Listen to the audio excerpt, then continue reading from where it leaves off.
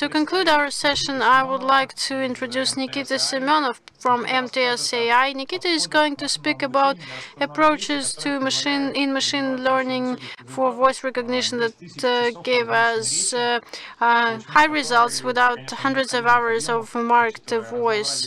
Knowing about the variety of languages, this is a real challenge. Very interesting presentation. Nikita, the floor is yours. Please, you're welcome. Hi, everyone. My name is Nikita Semenov. I'm Director of the Department for Research and Development in AI Center of MTS. And today we're going to speak about using marked data in voice recognition tasks. Probably this is a new subject for the industry, and everyone got used to the fact that for voice recognition, you need much data to to build a very good voice recognition system. You need a lot of data, but everything is changing now, and the main advocate of this new area, the utilization of non-labeled data, is Jan LeCun. He is from Google Research. He is showing the world of machine learning as a cake. He says that machine learning is this beautiful cake, which consists of three main parts.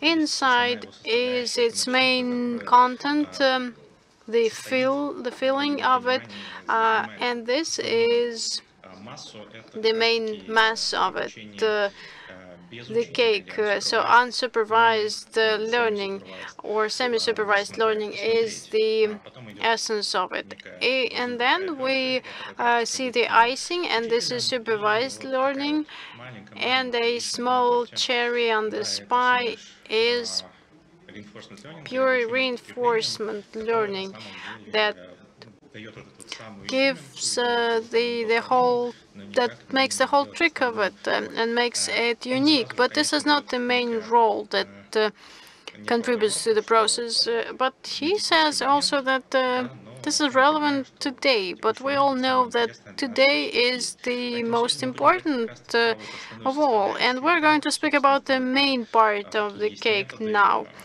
What methodologies exist for modernization and what algorithms exist for voice recognition that where we can use unlabeled data in learning.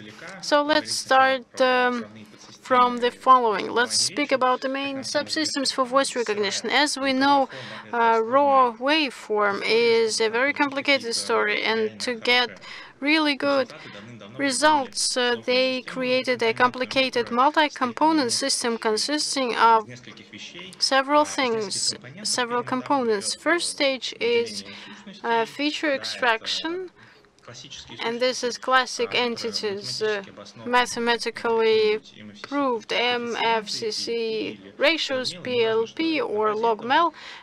It doesn't matter. And on the basis of these extracted features, there is an acoustic model. It might be a neural network or something simple, or Gaussian mixture, or other models. So it is a multi-component stage. There are features, there is acoustics, and the language model, and strictly determined decoding by the end graph. Why it is bad? It doesn't matter whether it's HMM or GMM. We are sensitive towards input characteristics because those are statistic things. We lose an amount of useful information at the stage of creating such expert features as MFCC, because usually those are 13 mil-spectral ratios, and those are features that have been developed over years, and the subspace, more valuable information, is not used properly. We do not have a guarantee that these characteristics will be good, that they'll be enough. Yes, they might be good, but they might not be enough. And obviously, we see much losses of information, and we use just a small portion of what we have. What can we do with that? We can try to eliminate expert features and make a deep neural convoluted neural network generating features. Okay, that's fine. But what else?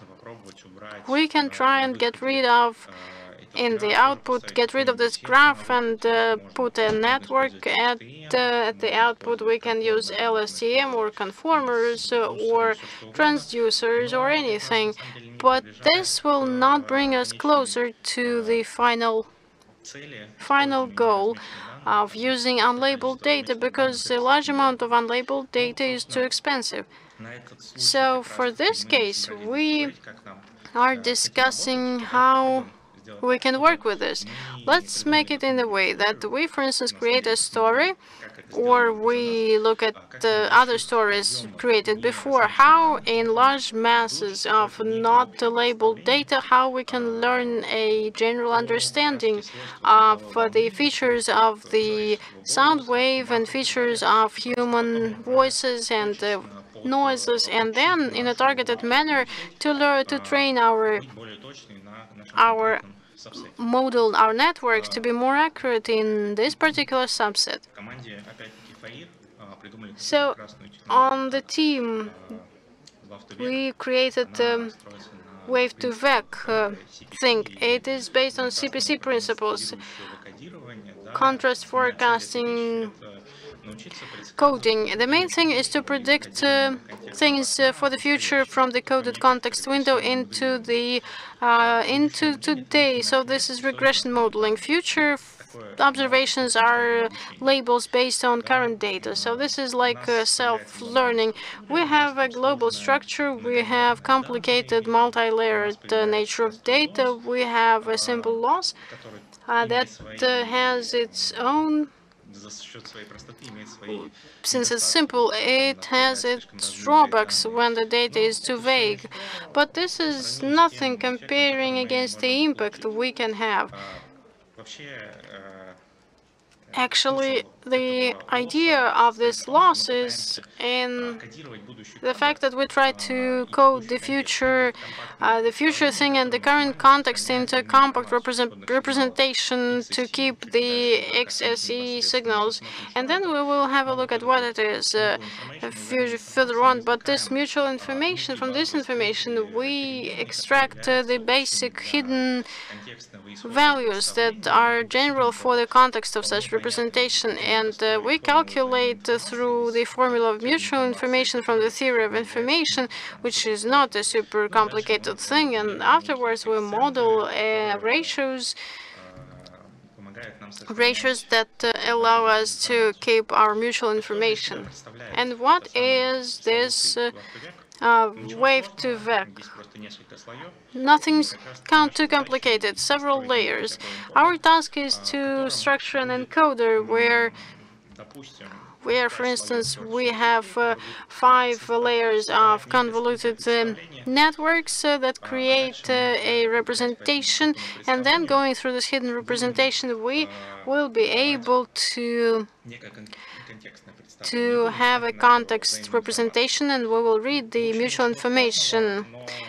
Well, not very complicated, but we are not going to delve into details. There are a lot of other interesting things. Semi-supervised learning. Well, semi-supervised probably not the best term here, but there are no other terms in Russian now. The main idea of the approach, also created by Facebook AI Research Lab, is that you can use data and a pre-trained neural network in order to create a temporary labels, pseudo-labels, and use them in the next iterations of training. And what do we have? We have a classic model, labeled audio, we have acoustics and unlabeled data. Through labeled data, we train our acoustic model up to the level K-1, and then we send unlabeled data into it. And in the search decoder, with the use of external language model, we can produce an understandable transparent pseudo-labels we can use for our training. Next, we can use this training and add this data for the next iteration, add this data to label data, and train a new version of the model. So it gives us a great surplus, much growth.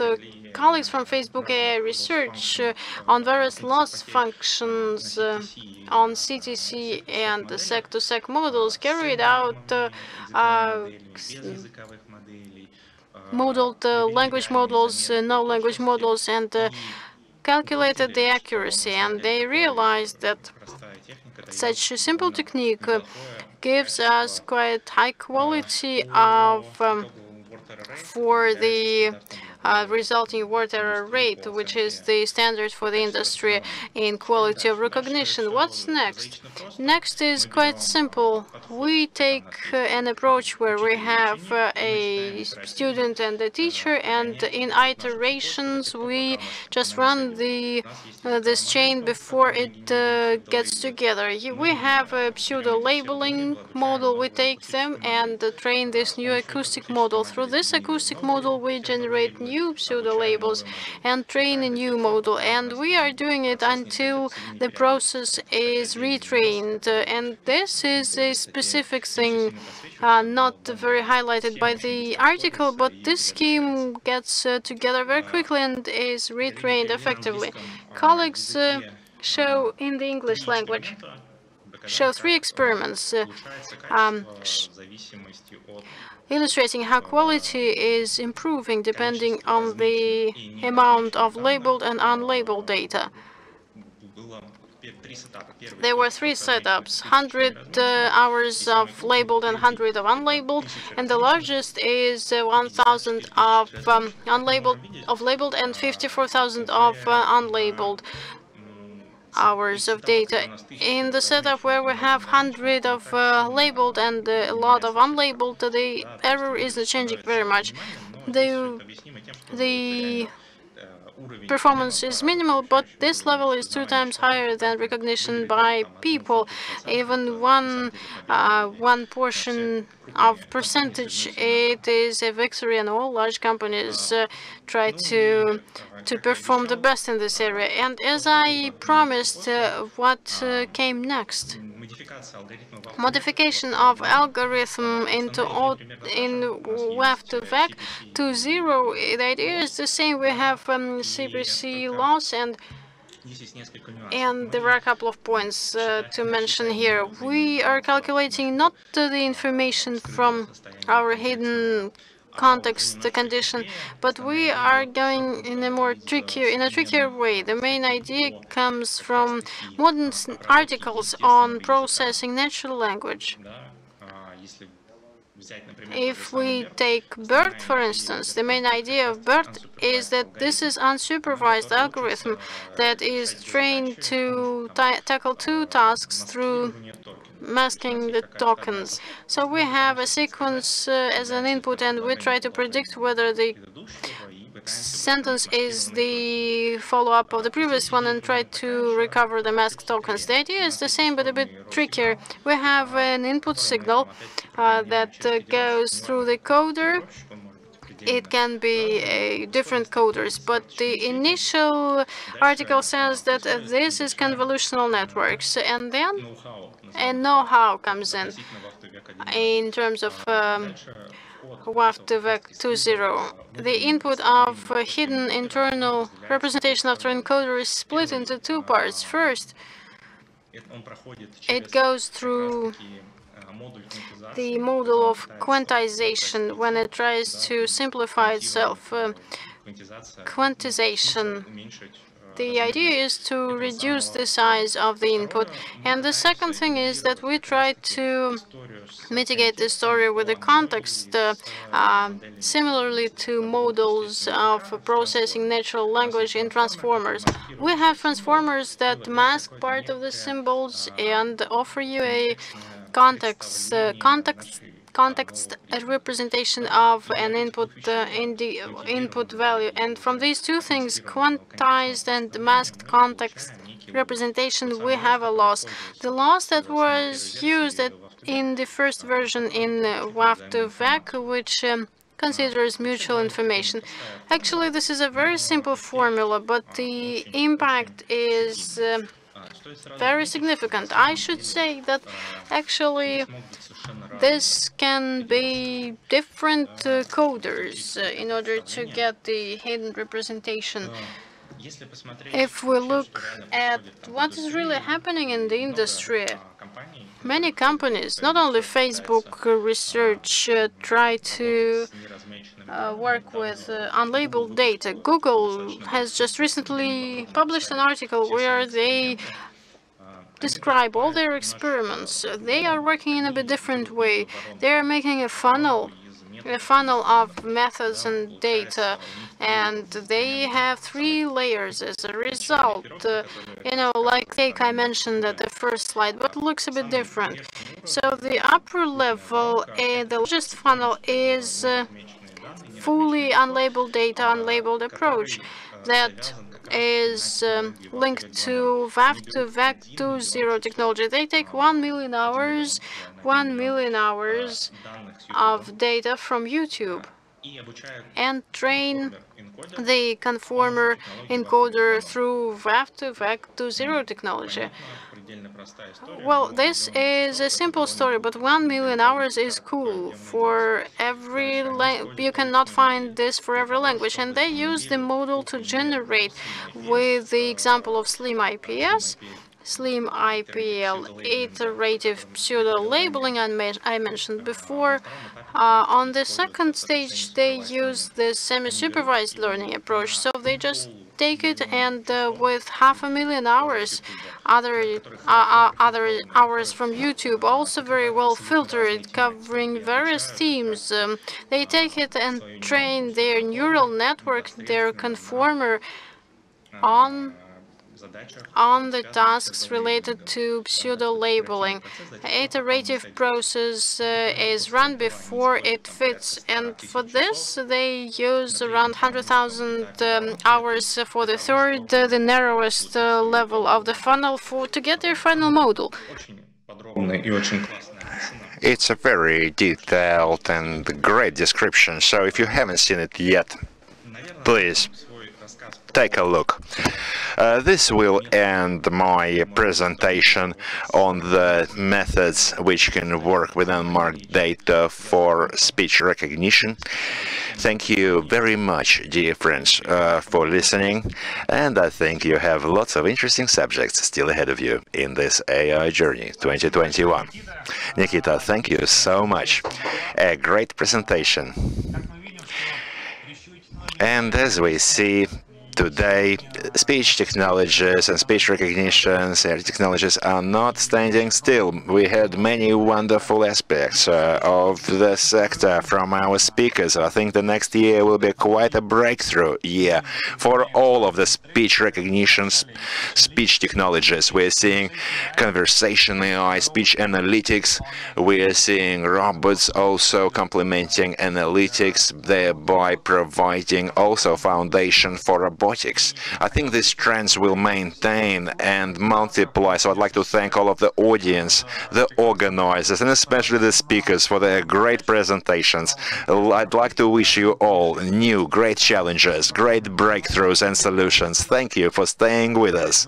See you again. Come back. AI Journey in 2022. I think our session will also be greatly interesting, and many speakers, many companies will present the new developments. Thank you, and goodbye for now.